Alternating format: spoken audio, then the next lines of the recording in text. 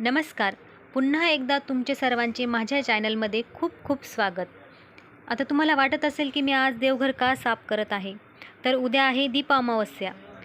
त्यामुळे मी आज हे देवघर साफ करत आहे. आदल्या दिवशी मी हे देवघर साफ करत आहे, कारण मला ह्या देवघराला पॉलिश करायचं आहे आणि उद्या ते काम होणार नाही, वेळ लागेल आणि देवघरही सुकणार नाही. त्यामुळे मी शनिवारीच हे देवघर साफ करून त्याला पॉलिश देणार आहे, जेणेकरून उद्या माझे सर्व कामं पटकन.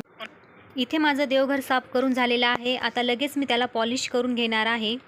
इथे हा दादा आपल्या संपूर्ण ऑडियन्सला हाय करत आहे, तुम्हा सर्वांना. आता दीप अमावस्येच्या आदल्या दिवशी मी हे देवघर साफ करून त्याला पॉलिश करून घेणार आहे. तर दीप अमावस्या म्हणजे काय, आषाढ महिन्यात जी अमावस्या येते त्याला दीप अमावस्या म्हणून ओळखलं जातं.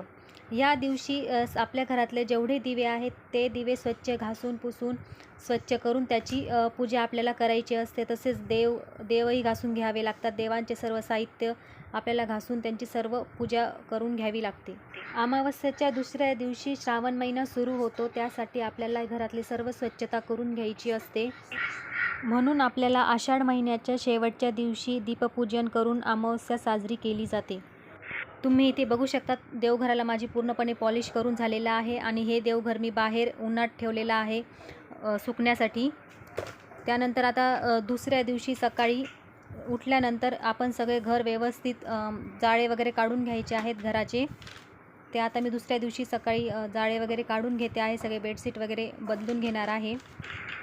काही जण या अमावस्येला गटारी अमावस्या म्हणून ओळखतात, पण आपल्या धर्मशास्त्रामध्ये या अमावस्याला दिव्यांच्या पूजनाचे विशेष महत्त्व सांगितलेले आहे. तसेच दिव्यांच्या प्रकाशाप्रमाणे आपल्या आयुष्यातील अंधकार दूर होऊन जीवन प्रकाशमय होण्यासाठी हा सण साजरा केला जातो. आता इथे आपल्या घरातले संपूर्ण जाळे वगैरे काढून झाल्यानंतर, घर स्वच्छ केल्यानंतर आपल्याला इथे फरची पुसायची आहे. फरची पुसायच्या पाण्यात मीठ, हळद, गोमूत्र टाकून आपल्याला फरची पुसायची आहे. प्रत्येक अमावस्याला आपल्याला हळद, मीठ, गोमूत्र टाकून फरची पुसायची आहे. माझे इथं आता घरातले सर्व कामं झाल्यानंतर मी इथे अगोदर सर्व देव स्वच्छ घासून घेतले. त्यानंतर सर्व दिवे घासून वगैरे देवपूजा करून घेतली. त्यानंतर दिव्यांची पूजा करून घेतलेली आहे. तुम्ही इथे बघू शकता, देवपूजाही झालेली आहे आणि दिव्यांची पूजाही करून झालेली आहे. जिथे आपल्याला दिव्यांची मांडणी करायची आहे ती जागा अगोदर आपल्याला स्वच्छ करून घ्यायची आहे. तिथे नंतर पाट टाकून त्यावर नवीन वस्त्र अंथरून घ्यायचे आहेत. त्या पाटाच्या अवतीभोवती आपल्याला छान रांगोळी काढून घ्यायची आहे आणि त्यानंतर सर्व दिव्यांची व्यवस्थित मांडणी करून हळदी कुंकू वाहून पूजा करायची. त्यानंतर फुलं वगैरे वाहायचे. त्यानंतर एका दिव्यामध्ये आपल्याला दिवा लावून तो दिवा प्रज्वलित करून घ्यायचा आहे आणि सर्व दिव्यांची हळदी कुंकू लावून आपल्याला पूजा करून घ्यायची आहे. त्यानंतर आपल्याला नैवेद्य दाखवायचा आहे व आपण देवाला प्रार्थना करायची आहे. इथे तुम्ही बघू शकता, माझी इथे पूजा झालेली आहे. त्यानंतर मी इथे नैवेद्य दाखवलेला आहे.